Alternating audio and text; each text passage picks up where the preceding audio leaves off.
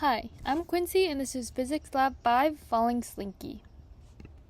The goal of this lab was to predict the motion of a falling slinky and analyze the effects of its surroundings and external forces. We used Tracker to get the observed position over a time interval, and then we used GlowScript to obtain a computational model to predict the ideal motion over that same time. Then we plotted the data from both of these to see how close the observed results were to the expected results. Although there was some fluctuation, the bottom of the slinky remained stationary, which shows that our observed results were pretty similar to our expected results. Here are some of the key physics concepts that we used in this lab. The first one is Newton's second law. This gives us the velocity update and position update formulas. The Newton's second law states that F net equals delta P over delta T, which is the change in momentum over change in time. We can rewrite this into the velocity update formula to get Vf equals Vi plus F net over m delta t. And then we can further change this into the position update formula, Rf equals Ri plus V average delta t. And then we use those two last equations to update the velocity and the position throughout each time step in the lab. Other key concepts that we need for this lab are the weight force due to gravity, which is negative mgh, where g is the gravitational constant of 9.8, and we need the drag force, which is calculated later by negative b v squared. This is the video that I used in this lab of the falling slinky.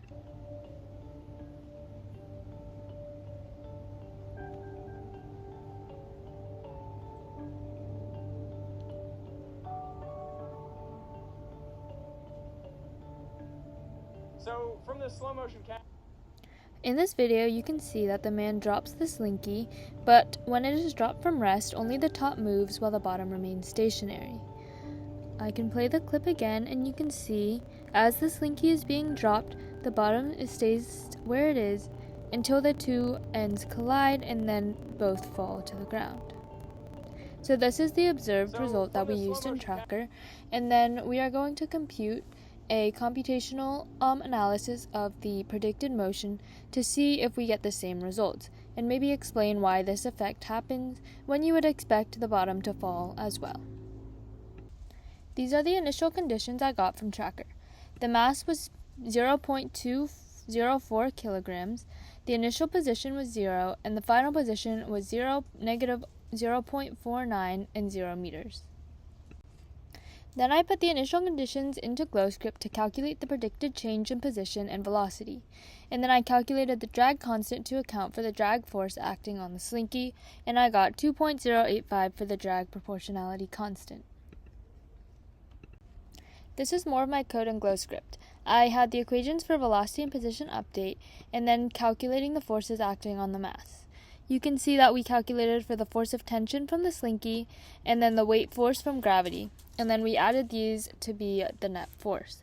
And then we iterated the time, and then we had the ball velocity update and the ball position update formulas through each iteration.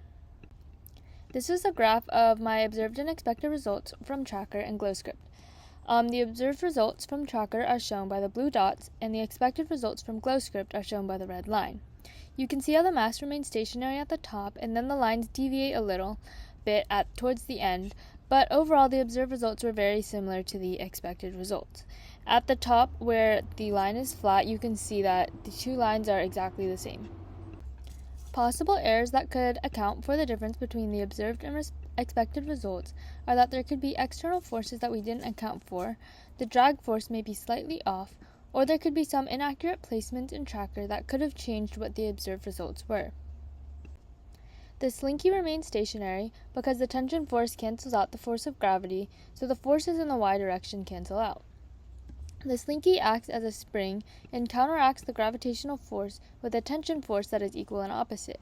You could see how we calculated for this tension force in the F net equation, and then this force is equal and opposite to gravity because the net force was 0, which is why the slinky was able to remain stationary. What if we put a large weight at the bottom? If we put a large weight at the bottom, the slinky's motion would change depending on if the spring from the slinky has a large enough spring constant so that the tension force it applies is strong enough in magnitude to cancel out the gravitational force. If the spring force was not large enough, the slinky would not be able to remain stationary because the tension force would not be able to cancel out the gravitational force, so the gravitational force would move the slinky and it would move in the downwards negative y direction. Thank you.